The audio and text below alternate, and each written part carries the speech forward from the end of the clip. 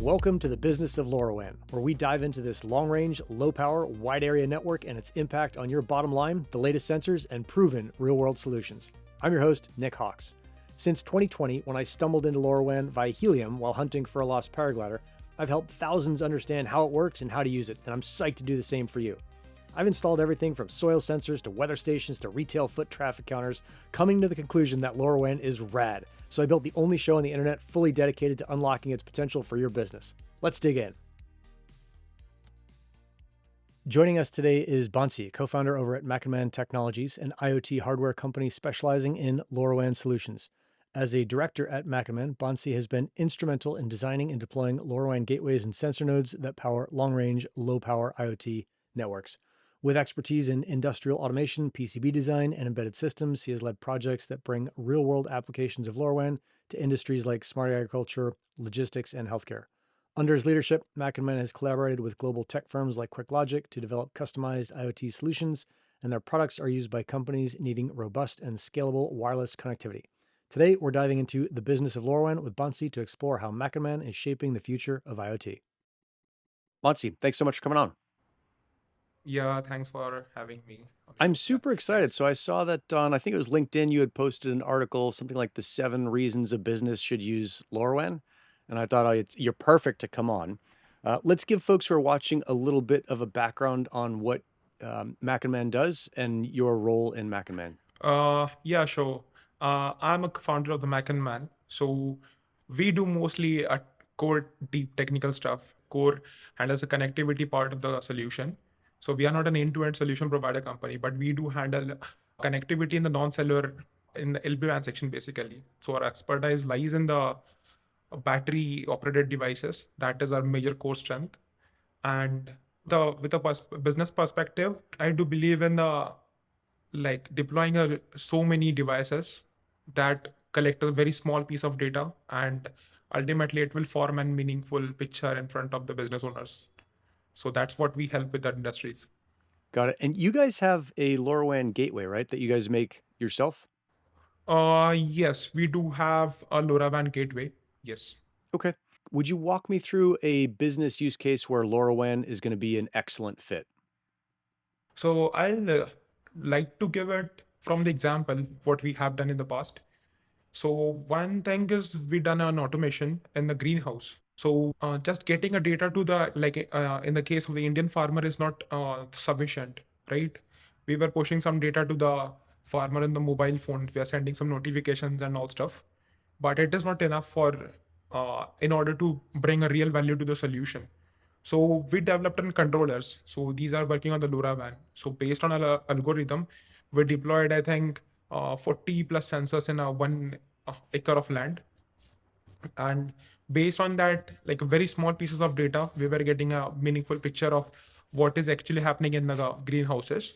And based on the conditions, we were controlling the humidifiers, dehumidifiers, and fans. So I think such use cases have a lot of potential where you wanted to deploy sensors or you wanted to go for a mass deployment. So LoRaWAN becomes very handy when it comes to the scalable solutions. If you're planning to deploy it for a very small number of devices, I think where in between 5-10 devices, it is really difficult to get ROI. From my experience, you need to go for mass at least for few hundred devices. Oh, interesting. Okay. So if you're only deploying 5 to 10 devices, there may be better other solutions. Is that right? Yeah. I do think it is right, but due to the reason LoRaWAN requires an initial hefty amount of infrastructure cost at the initial stage. So in order to compensate that cost, you need to deploy a large amount of sensors, which can operate on a battery for let's say 5 years, 6 years, 10 years, and you will be continuously getting a small amount of data. Okay. And then you said maybe 100 sensors. Is there a minimum number of sensors you think people should be deploying? It is not a minimum or it is not any rule, something like this. But that is, I think, a quite sweet number, which we found in the Indian scenarios, in the Asia Pacific scenarios. That is, the few hundred devices are like good enough to see the ROI like in a 1 year or 2 years after deployment. Got it. And so I think I saw a gateway on the Macaman site was, I don't know, about 350 US dollars. And then what are the costs of the sensors that you guys are deploying? The cost of the sensor varies a lot depending on the version. So one version we recently launched is that has an multiple inputs. So any end user doesn't really have to rely on us to like form and custom PCB for himself. He can tweak our hardware in according to his requirement. So the end solution will be tailored for his end use case. So that sensor starts with somewhere around 35, 40 USD in India. Okay, so if they're getting 100 of those, let's say 4 grand for the sensors, and then they put in, I don't know, two gateways usually, Yeah. or are you putting in multiple, way more than two? No, no, the two gateways are like more than fine. Yeah. Okay, so you got a primary and a backup, and so you're looking at 40, I don't know, 600, 40, yeah, 4,600 bucks for a deployment, at least as far as hardware goes. Yes, yes, as per the hardware goes. Yes. Got it. And then was I reading correctly that you guys have a LoRaWAN to Modbus bridge, basically? Yes. Yes. That is kind of our hot sell product. So that device actually allows a whole different set of new features and new set of like sensors to work with, right? So Yeah. there are a few applications. One of them is underground water level monitoring. So the industries has already installed some sensors, and they wanted to just collect the data in order to have and like that is kind of first step into the digitalization. It becomes very handy to have such a converters because that drastically reduce the cost of like reinstalling whole new sensors, and you can use existing infrastructure in a lot better and efficient way, I think. So that product is, yeah, we do have it in our lineup. That is actually That's most selling super cool. product. Let's see, when you're looking at businesses, is most of your business dealing with agriculture, or are there other sectors that that Mac and Man also deals with, or is it totally wide? No, most of our clients are the industries actually. Okay. Agriculture is kind of a secondary or third number client, and the second one is a smart city. So we were doing some early flood warning systems. These are basically ultrasonic sensors and which measure the water level. So there is one place called as Mumbai. It is near Pune. So that has in kind of a critical complex geographical area. So if a rain of 2 hours, like it is easily to flood whole city. So we were generating some early warnings for the floods. Oh, super cool. And in that case, the city is really looking at mitigating or avoiding the cost of damage that might happen if they didn't know about a flood. So, Yes. how do you, when you're selling that to the city, how do you kind of position that as a value piece? Because they're not instantly saving money. You're just basically saying, hey, you should be able to save some lives in the future.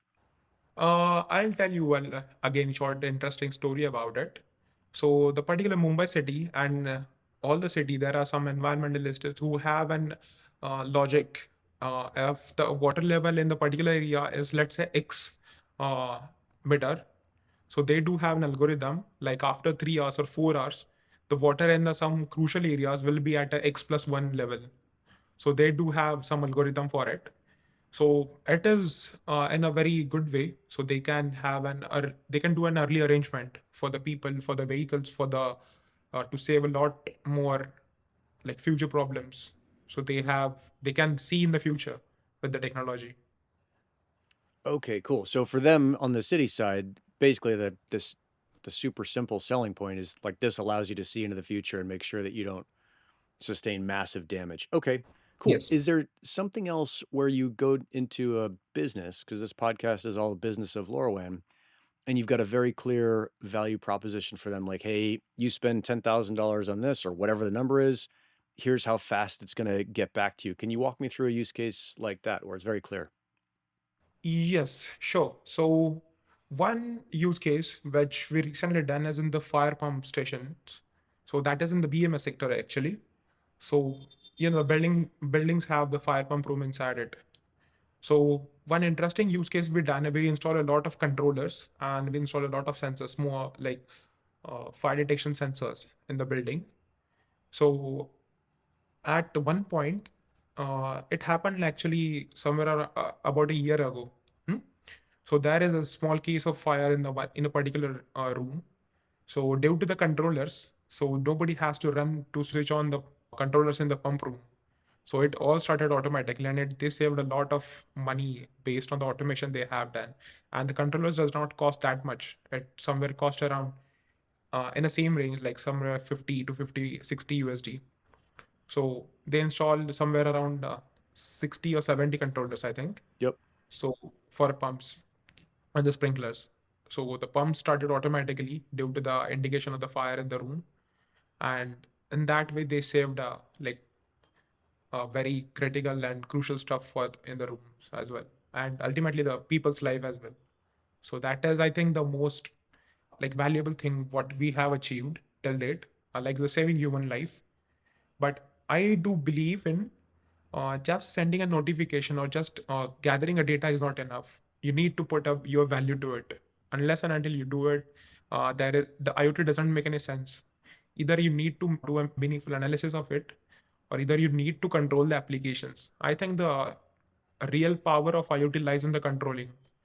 Got it. Yeah, I know Thomas over at Tinkart has always told me that nobody looks at dashboards, that you have to actually use the thing. So it's really good to hear you confirming that. Let's see. One thing I heard at this recent conference I was at was that LoRaWAN was too slow for a couple businesses. Walk me through where, and I'm assuming with controlling you're using Class C. So Yes. to me, it doesn't seem like it is that slow, but could you walk me through kind of where it's really appropriate to use it and maybe where it's not? If someone's listening to this and thinking about, oh, should I use LoRaWAN in my business? Where are great ways to use it? And then ways where it's like, oh, it's not for that. The protocol has been built in a non-time critical sense, I think. So the protocol is built in that way. So it is not built for a very, very time critical applications. So you need to look for another technology. If you have any time sensitive data, it cannot communicate like in a few milliseconds. It is not a time critical protocol.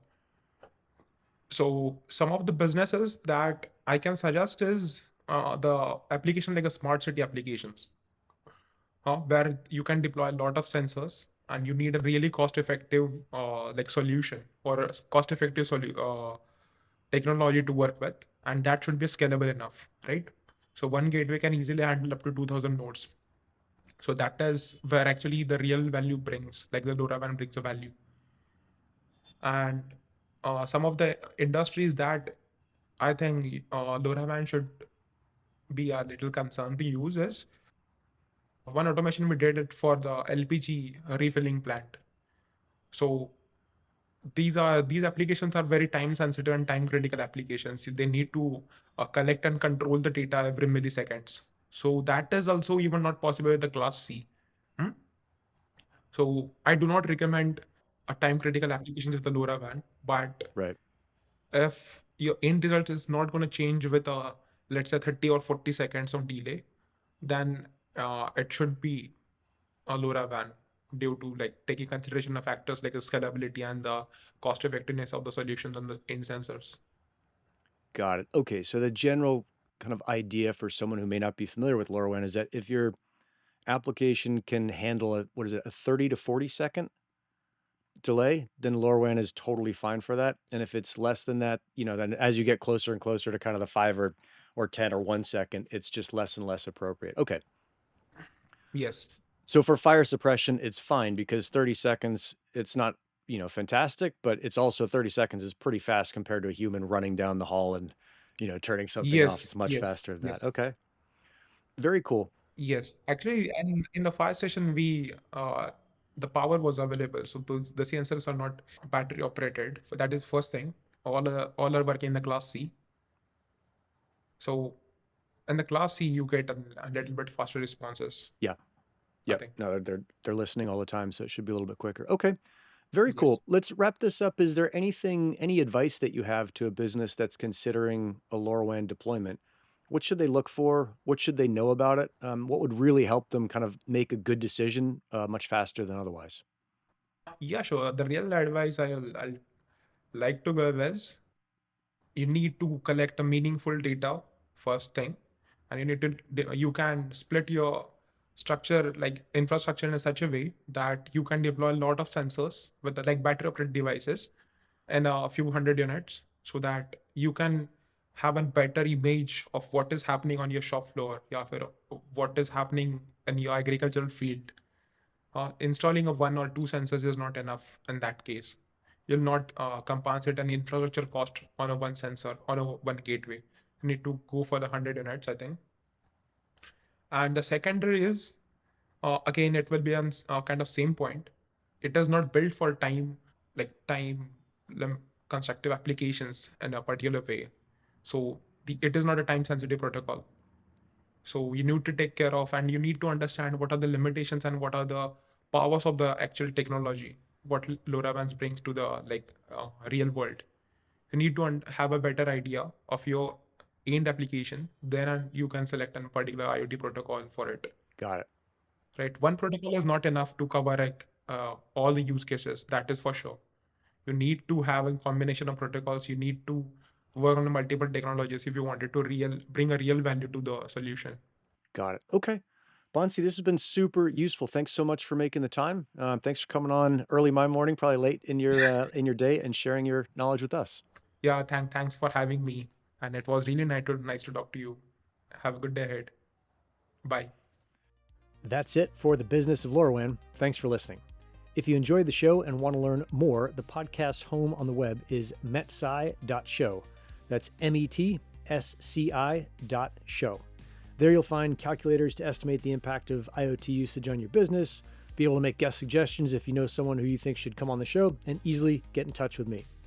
If you think the show is useful for LoRaWAN, please leave a review wherever you listen to this. Ratings and reviews really help podcasts grow. Finally, an enormous thanks to our sponsor, the IoT Working Group at the Helium Foundation, for supporting this show. If you want to try LoRaWAN out for yourself without asking anyone permission, you can sign up for a Medio Scientific account at console.medioscientific.com and get your first 400 data credits for free. That's enough to run a sensor for about a year if you're sensing once a day. Right on. See you on the next show.